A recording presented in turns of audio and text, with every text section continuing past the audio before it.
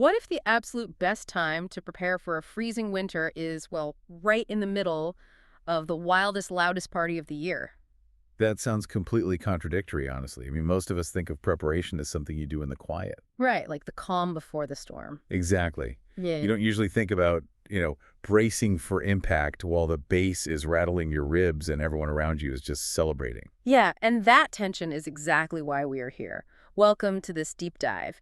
Today, we are decoding this incredibly specific, ancient blueprint for navigating sudden hype, massive success, and just those cultural frenzies we all inevitably get swept up in. That's a really fascinating topic. It is. We're diving into the mind key to the I Ching, Mhm. and specifically looking at Hexagram 16, which is known as You, or Thunder over Earth.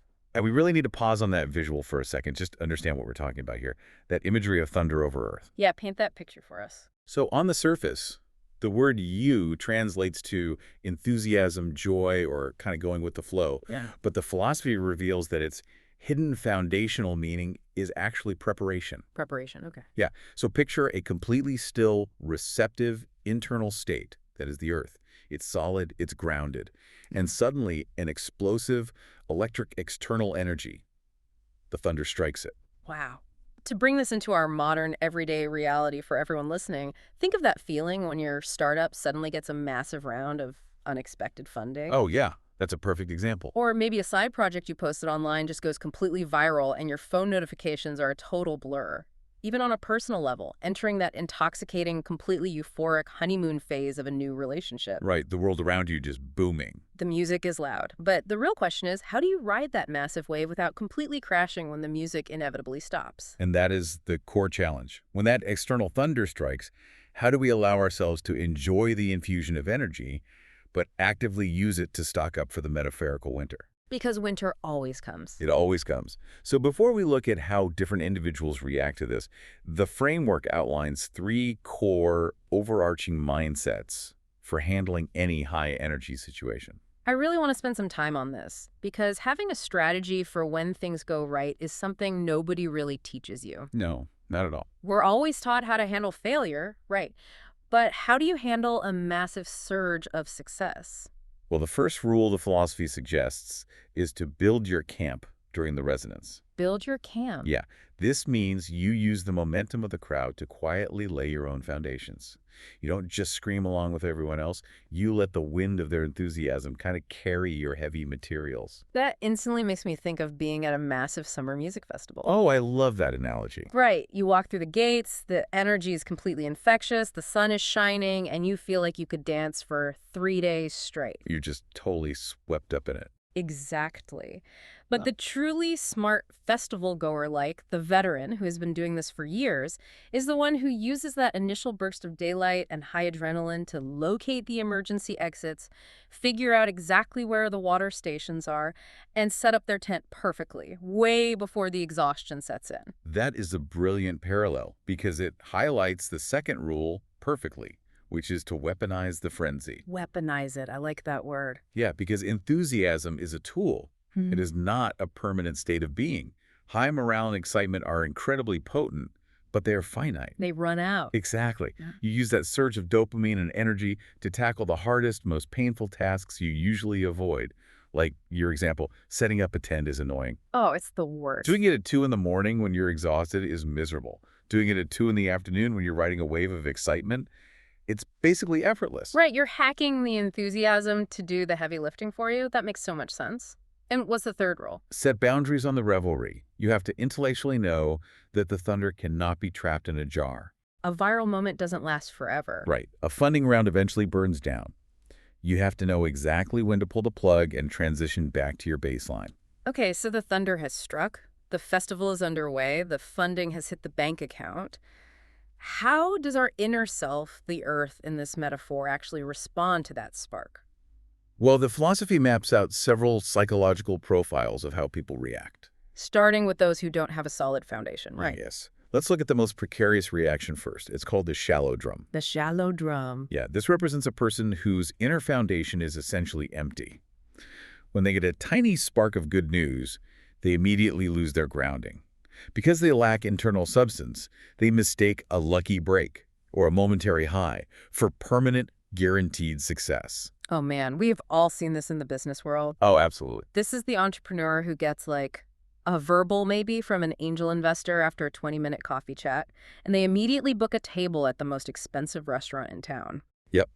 They are popping champagne and posting an inspirational thread on LinkedIn before a single contract is actually signed. Precisely. And the physics of the metaphor are what make it so insightful. Yeah. Think about it.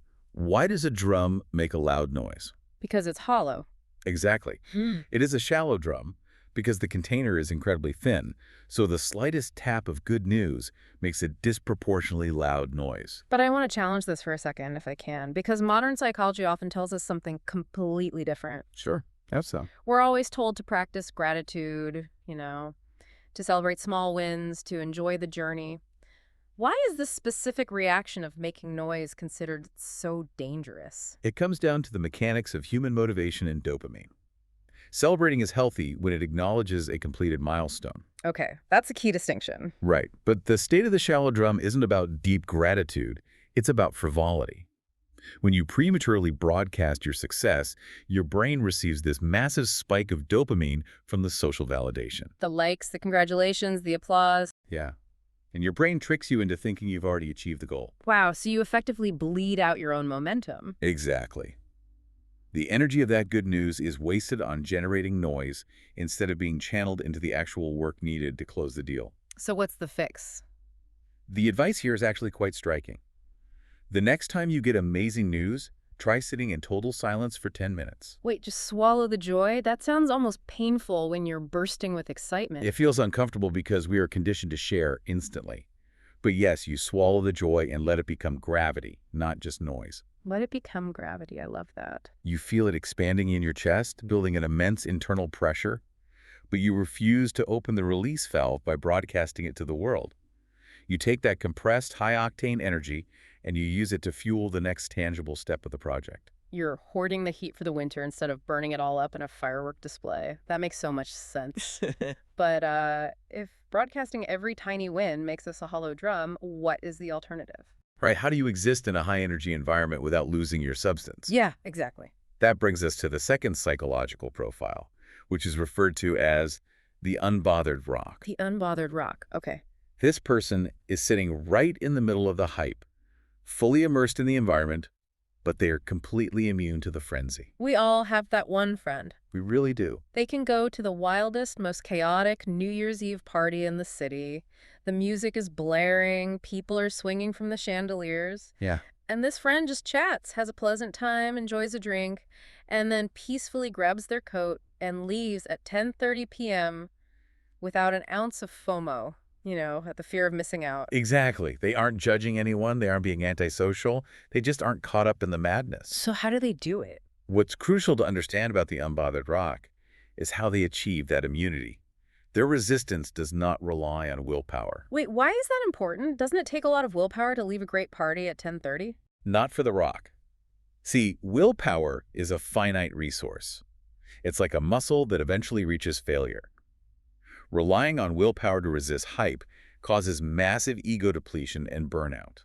So if you are constantly telling yourself, I must resist the urge to show off, I must resist the urge to stay out late, you are still actively engaging with the temptation. You nailed it. The rock is safe because they simply don't project their ego into the hype in the first place. So they literally just don't care about the validation the party offers. Exactly. They have zero underlying greed to extract status from the situation.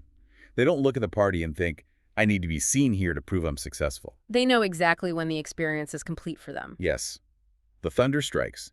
But because there are no cracks of insecurity or greed for the sound to echo inside, the noise just washes right over them. That is a legitimate superpower, just not needing the external validation to begin with. It really is. But let's be honest, most of us aren't entirely unbothered rocks. What happens when that external thunder makes you feel incredibly small? When you desperately want to be part of the resonance, but you know you don't quite fit. Yeah, exactly that feeling. That is a very painful state, and it's the third profile we see. It's called the tiptoe. Tiptoer. Yeah, this is the person who is anxiously looking up, constantly fawning, and desperately trying to mold themselves to fit into a clashy crowd. Or a high-energy situation where they feel they don't naturally belong. Oh, right. Oh man, this is pure imposter syndrome manifesting physically. It's that intense, stomach-aching anxiety of trying to blend into a wealthy or elite networking circle. Absolutely. You find yourself subtly changing your accent, buying a wardrobe you absolutely cannot afford, and nodding along to opinions you secretly hate just to stay in the room. It's a fantastic real-world example. And if we look at the physical mechanics of the metaphor, the tiptoer, it explains exactly why this is so exhausting. Because of the physical strain. Yes. When you tiptoe, you are literally disconnecting your heels from your own solid ground. You are abandoning your foundation just to get a fraction of an inch taller, to get a glimpse at someone else's stage. And mechanically, when you are on your tiptoes, you have zero balance. If someone bumps into you even slightly, you completely topple over. You are incredibly fragile. You become a cheap accessory in someone else's party, constantly straining your calves, terrified of being exposed. So what is the cure here? How do we fix this? Well, what would you guess? I would guess it involves getting your heels back on the ground. Yes, and the way you do that is by cutting off your line of sight. Stop looking up at their stage. Stop looking up. Because the anxiety comes from projecting your worth onto an external pedestal. The advice is to look back down at your own feet. Reconnect your heels to the earth. Exactly. Focus entirely on the real, unglamorous work right in front of you. The moment you stop looking at the blinding lights of the thunder, the hypnotic spell breaks, and the anxiety dissipates. That is a massive relief, just looking down at the work in your own hands. It's very grounding. So up until now, we've been talking a lot about how we receive the energy, right? The drum, the rock, the tiptoer. But every massive party, every viral moment, every booming success has an epicenter. Someone is actually generating that thunder. Yes. What happens to the people driving the hype? Now we are shifting from the internal reactions of the earth to the external environment of the thunder itself. And the first profile here is the lone torch. The lone torch. This is the individual who becomes the sole driver of the energy. They're the person everyone else in the room is relying on to keep the momentum alive. Oh, this is the charismatic project lead who gets brought in to save a dying campaign and suddenly everyone is energized. Yep. Or, on a more relatable level, it's the person hosting a massive Thanksgiving dinner for 30 extended family members. Oh, that's a stressful one. Right. They are cooking, they are entertaining, they are managing the family drama. If they sit down for even 5 minutes, the whole event completely collapses. That is the exact dynamic. They are the single source of heat in a cold room. And the guidance for this specific stage is fascinating. It demands absolute self-belief. Absolute self-belief. It essentially says, do not doubt. When you are the central pillar holding up the energy of a group, hesitation is fatal. You cannot afford imposter syndrome when you are the lone torch. You have to completely own your power. But practically speaking, how do you survive being the one everyone is leaning on without crumbling under the weight of it? Being the only source of heat sounds incredibly draining. It is a massive burden. And this is where we have to look at the shadow side being the lone torch, which is severe ego inflation. All right. When you are providing all the warmth, people will naturally flock to you. Mm. But you have to maintain this dark, sobering realization that not everyone who gathers around your fire is your friend. What do you mean by that? Many people are just there to steal the heat. Steal the heat. Wow. They are parasitic to your energy. Think about it. If your fire starts to dim, a tree friend brings you firewood. A heat stealer will just complain that they are cold and then abandon you for a brighter fire. A true friend brings firewood. A heat stealer complains that they are cold. That is a massive reality check. It really is. If you let your ego blind you into thinking that all this attention is genuine loyalty, they will drain you completely dry. You have to enjoy the influence, but keep your eyes wide open. Exactly. So if the lone torch is generating all the energy, what happens to the person who is theoretically in charge, but maybe they aren't the one providing the heat? They have the authority, but not the spark. That brings us to a very delicate profile known as the sick host. The sick host. In this dynamic, you hold a high position, a formal title of authority, but the real power and the vibrant energy actually belong to someone else. Usually a lone torch position right below you in the hierarchy. Exactly. You are completely drained, practically functioning on autopilot. Oh, this is the classic middle management nightmare during a massive corporate merger. Oh yeah, perfectly said. You have the impressive VP title on your office door, but the rising star employee below you is actually the one rallying the troops, coming up with the brilliant ideas, and essentially running the show. Right. You are just exhausted, your ears are ringing from the chaos of the merger, and you're literally just trying to survive until the weekend. Exactly. And human nature often dictates a very toxic reaction here. The sick host usually gets jealous, their ego flares up, and they try to reassert dominance. They fight for control of the room. Yes, and they try to crush the rising star to prove who was boss. But the wisdom offered here is profoundly counterintuitive. Don't fight for the steering wheel. Really, just surrender control. That feels like giving up. It's not giving up, it's structural aerodynamics. Aerodynamics. Okay, explain that. Think of a massive storm, the thunder. A rigid, inflexible building that tries to stand firm against a hurricane will often have its roof ripped off. But a tree that yields and bends with the wind survives? Exactly. Acknowledge your exhaustion. Victory in this specific stage isn't about dominating the room or proving you are the smartest person there. It's just about survival. Yes, it is about surviving the storm without your roots snapping. You let the powerful, chaotic energy flow past you. Let the rising star drive the ship for a while. You maintain your position, you conserve your remaining strength, and you just wait for the frenzy to naturally burn itself out. It requires putting the actual survival of the project or the company above the vanity of your own ego. I love that. Yielding as a strategy for structural integrity.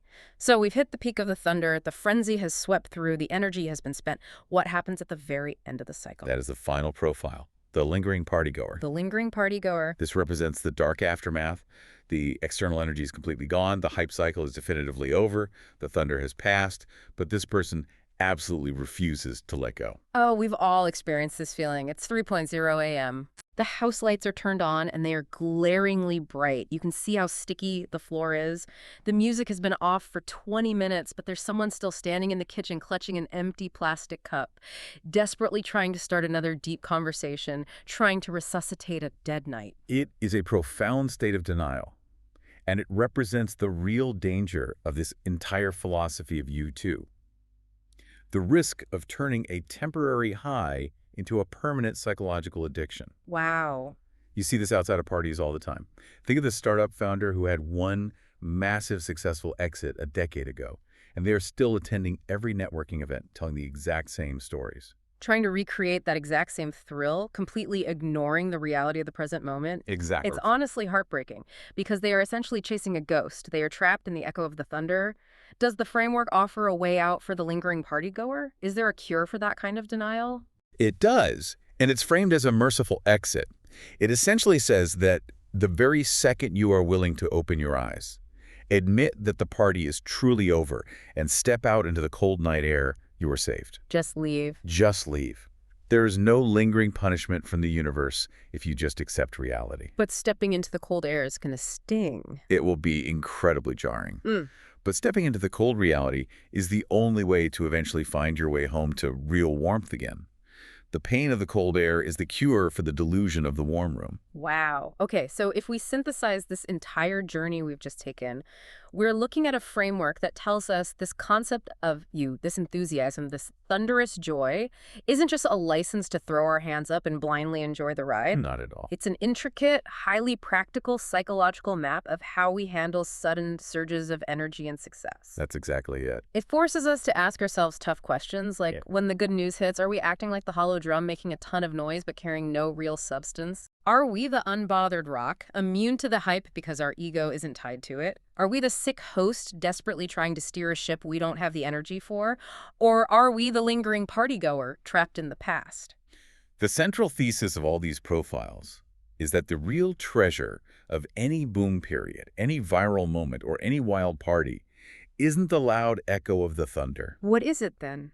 It is the grain you managed to quietly harvest and save for the winter while everyone else was distracted by the noise. Think about the latest hype cycle in your industry. Maybe it's a new technology trend or a sudden, unexpected stroke of good luck in your personal life. Yeah. Are you letting that deafening noise sweep you away? Or are you quietly, methodically building your foundation in the background? And I want to leave you with a slightly different angle to chew on as we wrap up. We've talked a lot about how we individually react to the party, but consider our modern digital world for a moment. Well, that's an interesting shift. Think about the algorithms that power the apps on your phone. Are platforms like Instagram or TikTok or even LinkedIn deliberately engineered to keep us all as lingering partygoers? Oh, wow. Right. Is the entire modern attention economy built on artificially extending the thunder, monetizing our refusal to let the hype die, and preventing us from ever stepping out into the cold night air to build something real? That is a terrifying thought, but so accurate. Next time you find yourself endlessly scrolling through the aftermath of a digital frenzy, ask yourself, who is actually profiting from keeping you at the party?